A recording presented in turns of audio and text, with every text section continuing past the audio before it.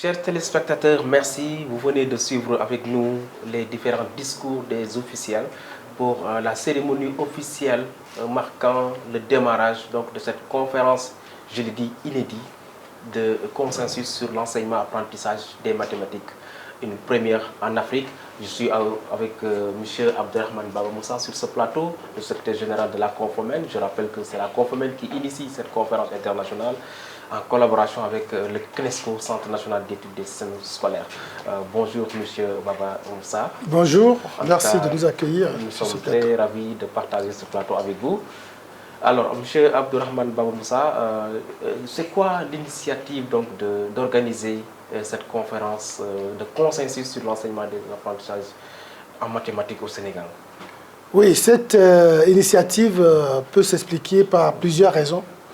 La première raison, c'est que notre institution, la Confomen, a pour mission d'accompagner les États et gouvernements dans la mise en œuvre de politiques éducatives et de réformes de l'éducation qui permettent l'amélioration des apprentissages en milieu scolaire et de façon générale. Et pour cela, la Confomen réalise des évaluations périodiques, des études prospectives, et ces études sont souvent assorties de recommandations que les pays doivent s'approprier et pour améliorer leur système éducatif. Alors, nous avons constaté que ces recommandations ne sont pas suffisamment utilisées. Une étude que nous avons faite, par exemple, sur les résultats du PASSEC montre que les pays s'en servent très peu. Ça leur sert surtout pour faire des comparaisons internationales, mais les réformes ne sont pas mises en œuvre dans ce sens-là. Il fallait donc trouver un moyen, une méthode qui permette aux États de s'approprier véritablement nos recommandations et de les transformer ensuite en éléments de changement dans le système éducatif, depuis les décisions au niveau ministériel jusqu'aux activités dans les salles de classe. Et la conférence de consensus, qui est une démarche adoptée par le CNESCO de France, a justement comme objectif de faire se rencontrer différentes catégories d'acteurs sur la base de documents scientifiques, de résultats scientifiques, et d'adopter ensemble, de façon consensuelle, des recommandations. Et quand ce consensus existe, on est presque sûr que ces recommandations seront effectivement mises en œuvre. En cas, voilà pourquoi nous avons initié cela. C'est une conférence extrêmement importante, mais est-ce que vous pouvez nous rappeler un peu ce qui a été l'objet de ces recommandations en 2019? Je rappelle que c'était la dernière évaluation du PASSEC. Quels étaient les résultats qui étaient sortis de cette étude? Alors, disons que même si le Sénégal a eu des résultats quand même acceptables, puisque les résultats du Sénégal étaient au-dessus de la moyenne des autres États, enfin global, des 15 pays qui ont participé à l'évaluation, il reste que beaucoup d'enfants encore, en fin du secondaire, n'ont pas les acquis en mathématiques. Et les résultats ont montré que plusieurs facteurs expliquent ces résultats-là. Ça va de la question de la langue d'enseignement, puisque des évaluations réalisées, par exemple, dans des contextes de bilinguisme, montrent que les enfants, en ayant des énoncés dans leur langue maternelle, ont parfois de meilleurs résultats en mathématiques. Ça peut être des facteurs explicatifs. Ça peut être également la capacité des enseignants à faire apprécier et aimer les mathématiques pour les enfants, pour les garçons comme pour les filles, parce qu'on s'est rendu compte, par exemple, que les filles avaient de moins bons résultats que les garçons. Ça peut être la disponibilité et la qualité du matériel didactique. Ça peut être autant d'éléments, l'influence des parents à la maison, les conditions socio-culturelles au milieu familial. Donc, tous ces faisceaux de résultats ont été proposés dans les recommandations du PASSEC. Alors maintenant, pour nous, il faut que les acteurs nationaux explorent toutes ces différentes causes et voient par rapport au cas du Sénégal, quelles sont celles qui ont le plus d'importance. Et c'est autour de causes qui auraient été identifiées par cette conférence de consensus que l'État va mettre en place les politiques de remédiation pour qu'à l'évaluation 2024, les résultats du Sénégal soient améliorés. Alors, vous avez parlé tantôt de 15 pays qui ont participé à cette évaluation. Je pense que c'est 44 pays membres de la Confomen. Pourquoi les autres n'en font pas partie de cette évaluation? Oui, les évaluations, c'est une adhésion des États et gouvernements. Et depuis que nous avons commencé, c'est une adhésion qui s'accroît de façon progressive. Au départ, dans les années 1991, on faisait des évaluations nationales. Chaque pays faisait une évaluation. En 2010, on a fait une première évaluation internationale. On n'avait eu que 9 pays. En 2014, on a fait une deuxième évaluation nationale. On a eu une dizaine de pays. Et en 2019, à l'évaluation de 2019, on a eu 15 pays. Pour l'évaluation 2024, nous avons dépassé déjà 20 pays. Et nous avons une demande forte de l'Union africaine et des autres acteurs pour que ce programme d'évaluation puisse devenir un programme africain, voire un programme international. Par exemple, pour l'évaluation 2024, il n'y a pas que des pays francophones qui sont candidats. Nous avons un grand pays comme le Nigeria, qui est un pays anglophone, comme le Mozambique, qui est un pays lusophone, qui sont aussi candidats pour participer à cette évaluation. Donc, nous pensons que d'ici à 2030, où on fera le bilan de l'ODD4, nous aurons encore beaucoup plus de pays membres de la CONFEMEN qui adhéreront à cette évaluation. Et pourquoi cette problématique des mathématiques et non pas les langues ou autres disciplines? Oui, effectivement, dans l'évaluation de 2019, on avait évalué les capacités en mathématiques pour les sciences et dans les langues pour les autres disciplines. Et on s'est rendu compte qu'en langue, les résultats sont légèrement mieux que ceux qu'on a en mathématiques. Or, vous savez, aujourd'hui, le constat que l'on fait de façon générale, c'est que les sciences sont un peu en déclin dans le système éducatif, et en particulier les mathématiques.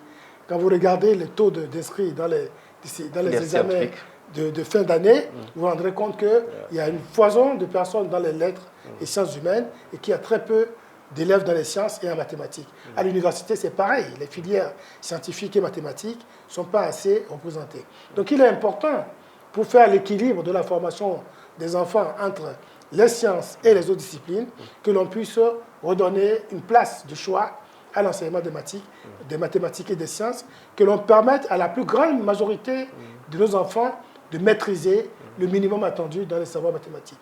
C'est pour ça que nous avons focalisé particulièrement sur les mathématiques à l'issue de l'évaluation PASSEC 2019. On sait que l'enseignement des mathématiques également pose problème, c'est un peu complexe. Est-ce que la CONFEMEN a des politiques allant dans le sens d'aider à la formation des personnels enseignants? Oui, la question de la qualité de la formation initiale et continue des enseignants est en bonne place dans notre plan stratégique 2019 et 2022 à 2026, qui est un plan de 4 ans, et je suis persuadé qu'il sera également à l'ordre du jour dans le plan post-2026. Parce qu'effectivement, on s'est rendu compte dans les résultats, les évaluations du PASSEC, qu'une part importante des résultats des élèves s'explique par les capacités, en tout cas la qualité de la formation des enseignants.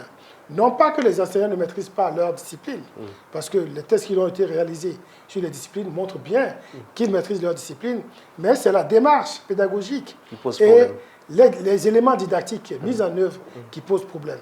Alors, un exemple très, très frappant, c'est que quand vous avez des élèves qui, dans la vie courante, calculent au marché et dans les boutiques, etc., sans aucun problème, avec des chiffres parfois très complexes. Et quand on les retrouve dans les écoles, sur une table avec bic et crayon, pour faire le même exercice, ils ont des difficultés. Donc nous pensons qu'il y a certainement des facteurs pédagogiques et didactiques qui entrent en ligne de compte, et il y a certainement des facteurs socio-culturels. Et la langue également, et la langue d'apprentissage. C'est ce que je disais tout à l'heure. Donc pour nous, c'est de faire en sorte que l'enseignement de mathématiques soit le plus proche possible de la réalité du vécu mathématique des apprenants. Et je crois que dans les recommandations qui seront formulées, nous irons dans ce sens. Nous allons élaborer au cours de l'année 2024 une étude pour définir un cadre de référence pour la formation initiale et continue des enseignants. Je suis persuadé que la question de la pédagogie, des mathématiques et des sciences sera au cœur de ce cadre de référence. Alors, pour cette rencontre de consensus international sur l'enseignement des mathématiques, alors aujourd'hui, qu'est-ce qui est attendu concrètement à l'issue de ces 2 jours de conclave à Dakar? Alors, plusieurs choses sont attendues. D'abord, l'implication de tous. Nous souhaiterions que la diversité des acteurs qui sont présents, on a quand même 300 personnes réunies en présentiel et près de 1000 et quelques personnes à distance, que les débats soient riches et féconds, riches de propositions concrètes pour améliorer l'enseignement des mathématiques au Sénégal. Nous espérons également que le travail des jurys, parce que toutes les recommandations qui vont être formulées dans les débats vont être soumises à un jury plus réduit de 16 personnes, avec des profils très pointus, des spécialistes qui connaissent l'environnement sénégalais, qui connaissent les problématiques des mathématiques au Sénégal, qui vont identifier les recommandations qui sont perçues comme les plus pertinentes. Donc nous attendons que ces recommandations soient vraiment formulées en toute objectivité. Et nous attendons enfin que les recommandations qui vont être formulées puissent être véritablement prises en compte par les acteurs du système éducatif, que les conditions de leur mise en œuvre soient effectivement assurées et qu'avec l'État du Sénégal, nous puissions faire un bilan positif en 2024 à l'issue de l'évaluation PASSEC 2024. Mais je dirais, au-delà de ces trois éléments qui sont des attentes nationales, nous espérons que les pays qui sont aussi en ligne, parce que d'autres pays sont en ligne, parmi les 15 pays membres participants à l'évaluation PASSEC 2019, nous espérons que ces pays-là s'enrichissent de ce qui va être fait ici au Sénégal et qu'à l'avenir, nous puissions avoir d'autres conférences de consensus en mathématiques ou dans d'autres disciplines scolaires pour que les réformes de l'éducation que nous impulsons à la Confemène dans nos États gouvernementaux puissent être porteurs de résultats. Qu'en 2030, quand on fera le bilan de l'ODD 4, qu'on ne se retrouve pas dans la situation de 2015, où on s'est rendu compte que la plupart des États et gouvernements n'ont pas atteint les seuils et les cibles fixées. Nous espérons que plusieurs pays membres de la Confemène vont renseigner positivement les cibles de l'ODD 4 en 2030 lorsqu'on fera le bilan. En tout cas, vivement que ces recommandations puissent être traduites en actions concrètes pour le bien-être des élèves. Mais avant de vous libérer, Monsieur le Secrétaire Général, 60 ans d'existence au service d'une éducation inclusive et de qualité. Aujourd'hui, quelles sont les perspectives pour la Confemène? Je pense que je souhaiterais que dans 60 ans encore, qu'on parle de la Confemène, puisque le rôle de cette institution pour les États et gouvernements membres est essentiel.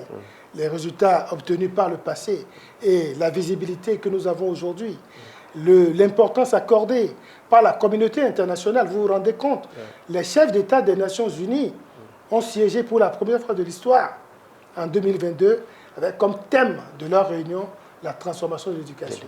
Il est clair aujourd'hui que les États et gouvernements, pour se développer, pour assurer l'insertion des jeunes, pour éviter l'émigration intempestive et meurtrière des jeunes, doivent transformer leur système éducatif et faire en sorte que les jeunes aient les acquis et les compétences nécessaires pour rester dans leur pays et participer au développement de leur pays. C'est ce message que je voudrais lancer à tous nos États et gouvernements membres et saluer et remercier l'État du Sénégal, le ministère de l'Éducation du Sénégal, le président de la République, son Excellence, M. Macky Sall, qui est aussi le chef d'État parrain de la Confemène, les remercier pour toutes les dispositions qu'ils ont mises à notre service pour que cette conférence de consensus soit une réussite et fasse tache d'huile dans l'histoire de la Confemène. En tout cas, nous le souhaitons vivement, Monsieur le Secrétaire Général. En tout cas, merci pour tout ce que vous faites également pour le rayonnement du système éducatif des pays membres de la Confemène. Le temps vous est compté, on vous attend de l'autre côté. Peut-être nous aurons l'opportunité de vous recevoir sur d'autres plateaux d'ici la fin donc, de ces 2 jours. En tout cas, merci beaucoup, M. Abdourahmane. Ce sera avec plaisir. Je vous remercie, vous aussi, pour votre participation à nos côtés pour que cette conférence soit visible et ait l'impact qu'il faut au niveau médiatique. En tout cas, c'est un plaisir. En tout cas, c'est notre credo, l'éducation, rien que pour l'éducation. Donc, merci beaucoup infiniment, Monsieur le Secrétaire Général. Et je pense que d'un moment à l'autre, nous aurons un autre invité de marque sur ce plateau de Canal Éducation. Restez connectés sur la chaîne éducative publique au Sénégal.